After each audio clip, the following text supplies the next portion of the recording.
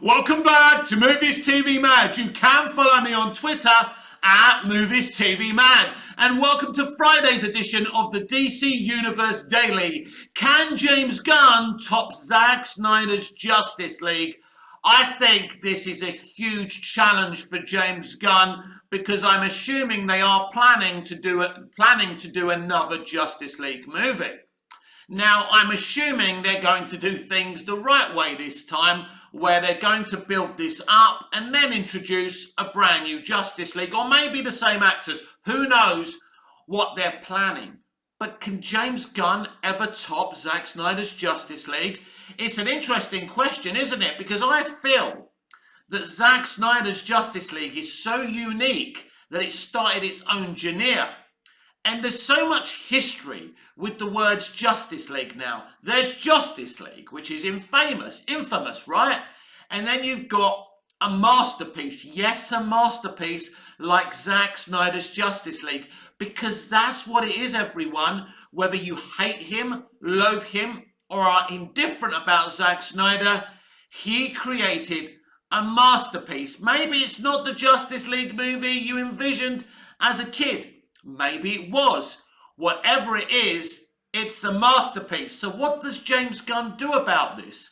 Well, this is where it gets a bit complicated because I feel even if you make the most brilliant comic book accurate Justice League movie, whether you have like the Hall of Justice and Watchtower and all of that, and people would be very happy, and I'm sure James Gunn could, create a situation, bring in a director, and Peter Safran bring in a writer-director who could execute a great Justice League movie.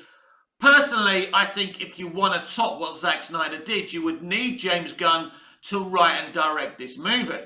Because he has said he is going to still write and direct stuff. He's very good with teams. We've seen this. Now, obviously, he's better. What we've seen him as is putting together disenfranchised people as team units and seeing them evolve. A bit like what Russell T Davies did with the Doctor Who spin-off, Torchwood. So good, by the way. If you're not watching Doctor Who, you should be watching Doctor Who. Get into Doctor Who anyway. So he's good at that. So no doubt he could write and direct an exquisite Justice League movie. But would it work? Can people ever move on from Justice League and Zack Snyder's Justice League? I believe that they could give us a great Justice League movie. But what I'm asking is, can it touch Zack Snyder's Justice League? And this is an interesting question because Zack Snyder's Justice League is an arty, visionary movie. It isn't just any old movie. As Zack said himself, you can only do what you're good at. And, he spoke about Marvel several years ago when he was working at DC, saying, they're doing that. What they're doing is great. It works, but I can't do that. I can only be me. They've brought me in, and I'm being me. I can't be anything else. And that was a factual statement. But Zack Snyder, being him, created a brilliant Justice League movie that was going to be in 3 parts, and we never saw the other 2 parts. And I think that's another problem as well they have. Moving forward, there's a lot of people invested in Zack Snyder's Justice League 2 and Justice League 3 that we may never see. So you're asking people to invest themselves in a new Justice League saga under James Gunn and Peter Safran. Now again, I'd say inject that into my veins. I'm not going to reject that outright. Let's see what the new vision is. Let's see if it's going to work. Let's see if it's a good new vision. But the point being is there's a lot of fans, not just Snyder fans, invested in Justice League 2 and 3. There's a lot of people from the general audience who bought Zack Snyder's Justice League Snyder Cut, enjoyed it, and want to see more. Because it's a sensational movie. What's interesting about that movie, in a lot of ways, you don't have to like Man of Steel. You don't have to like BVS, although it helps because it's all part of the same thing, right? But you don't have to like those 2 movies. You can actually watch that movie as a 4-hour epic. We have in our possessions, everyone, a 4-hour Justice League movie Who would have thought that that would ever be a thing? And it's a great thing. Some idiot's saying it's too long, it's too this, it's too that. No. It is fucking perfection. As much perfection as a human being has ever given us in the history of the human race. I genuinely believe this film is a masterpiece. When I used to have to watch Justice League because I had nothing else, and I needed a Justice League, I wanted a Justice League film, and that's all I had. So yes, guilty as charged. I used to rewatch it sometimes, and no matter how I tried to dismiss the issues, the laziness, the shoddiness, the blasphemy of the fucking movie, right? Because what they did to Zack's movie is fucking blasphemy, by the way. I couldn't. But Zack Snyder's Justice League Snyder Cut, I'm smiling because I still can't believe I have a film like this on digital and on physical media. It is so good. In terms of these type of movies, it's the best that's ever been made. And you know, really in a way, I'm talking about Star Wars. I'm talking about all blockbuster genres. Because it's such a deep dive at these characters, especially what he does with Cyborg. What he and Chris Terrio do with Cyborg is sensational. This is just turning into a purring fest at Zack Snyder's Justice League Snyder Cut. I don't give a shit. What he does with Cyborg is sensational. He has Cyborg listen to a tape from his father. He crushes the tape recorder, you know, mid kind of monologue. And then he finds this woman who's struggling with a child. She gets evicted and he puts loads of money in her account and literally makes her very, very wealthy. And to see the smile on Victor's face when he sees her at the cash point is the most beautiful thing in the world. That is actually a superhero as well, isn't it? So it's just a great moment, because too much today we've got commentary about identity politics, but not about poverty and people struggling in their everyday life. And for Zack to put that in a film tells you something about what kind of a man he actually is.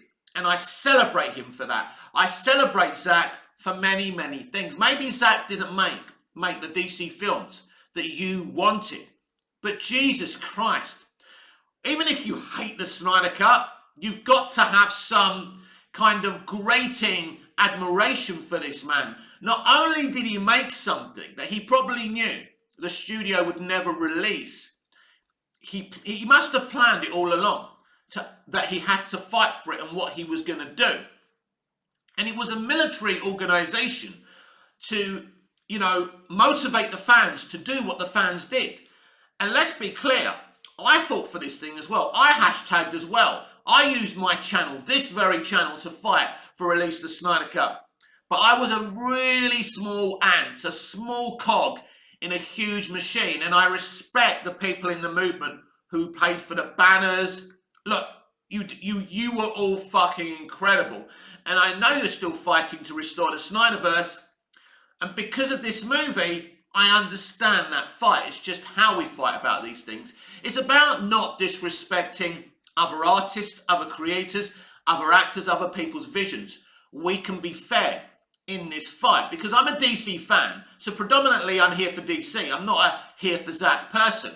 But listen, it's going to be very, very difficult for James Gunn and Peter Safran to top Zack Snyder's Justice League Snyder Cut. And when they inevitably make that Man of Steel 2, that new Superman movie, whether it's connected to the old universe or not, you know, they're going to be compared to Man of Steel.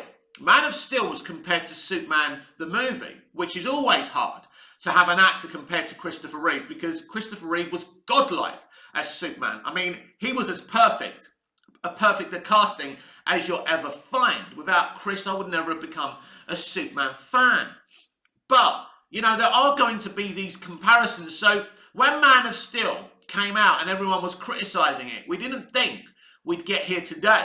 But I promise you, when that next Superman movie comes out, there will be comparisons to Man of Steel. There'll be new pressures. when the next Justice League comes out, and there will be one, not in the next few years, I'm sure, but eventually there will be one. And it will be compared to Zack Snyder's Justice League. It will bring back memories of Justice League. Justice League tainted the good name of Justice League. And Zack Snyder brought back pride to those two words. So those two words will never be forgotten because of Justice League and because of Zack Snyder's Justice League. And James Gunn, I don't envy him if he's the one who's going to write and direct the next Justice League movie. He's a very talented person. He could absolutely pull off a great Justice League movie. But ultimately, what Zack Snyder created, in a way, was Buster Keaton-like, Harold Lloyd-like, Laurel and Hardy-like, Shakespeare-like. What do I mean? Those people were groundbreaking artists. We wouldn't have an industry if it wasn't for those people I just name-dropped. And Zack Snyder is as pioneering as them. He's the one who's invented many of these filming styles we see today. The way CGI is shot. Because it's interesting, I hear a lot of fans who claim they're CGI experts these days calling something out for bad CGI. Justice League has a lot of bad CGI. But there's actually great CGI that's not blended in properly with live action, and it doesn't fit. And I think, I have experience of this. I've seen the process done a lot. And it's the blending that's the problem. And this is what's so brilliant about Zack Snyder. Not only is his team's VFX, brilliant, Montebello, but actually it's the blending. I noticed this with Man of Steel. It's the way his movies blend in real-time footage, live-action footage with CGI. It's perfect. It doesn't look like CGI. The CGI looks like live action itself, as we saw for the motion capture of Darkseid and Steppenwolf. It was fucking sensational. And to think that Joss Whedon and the studio thought they could get away with the Steppenwolf they put forward. They only know why they didn't like Zack Steppenwolf. I know he was a little bit scary for the kids and stuff, but really, who was scared of him? He was a great, intimidating villain. He worked. He had a wonderful fucking arc. He did, trying to prove himself to Darkseid. It was brilliant. The whole thing's great. Who would have thought we would have ever got a live-action Steppenwolf? Who else, apart from Zack, would have thought of Steppenwolf as a villain for a first Justice League movie? So I think that James Gunn hasn't got an impossible task, but he's got an improbable task. He's got a very difficult challenge ahead of him. Because whoever makes a Justice League movie, whether it's James or someone else, those comparisons are going to be there. But the bigger problem for them going forward is that Warner Brothers haven't allowed Zack to make Justice League 2 and Justice League 3. We've all seen the boards at the AT&T Museum or wherever it was. We all know the plan. It was a great freaking fucking plan. It was amazing. And I think after people saw these movies, they would have wanted Zack to make more. The tragedy here, which is bittersweet, Zack's kind of locked in with Netflix. He wants to be there. He'd rather be at DC, making DC movies, but he's not there. He's making Rebel Moon content, and which is going to be great. And I'm excited for him to make something so great it embarrasses Disney Star Wars, because I hate Disney and I'm boycotting them. I'm not watching any of their new content. As I say, I will always watch the classic animation because that's classic. And that's from Mr. Walt Disney himself, who I respect. What he created was sensational. So, as I say, Zack is a pioneer, whether you like him or not. And I'm sure they can make a very, very good Justice League movie. But ain't anyone going to do a comic book movie as Zack Snyder did. This generation of propaganda merchants told you that Zack Snyder was a bad filmmaker for Man of Steel, for BVS, and Zack Snyder's Justice League. Yes, I've been very, very constructive about criticism towards Zack. I don't believe a Superman Rebirth story I didn't believe a Justice League movie was the right place for a Superman Rebirth story. I stand by those opinions. But that doesn't take away my respect and adulation for this visionary storyteller.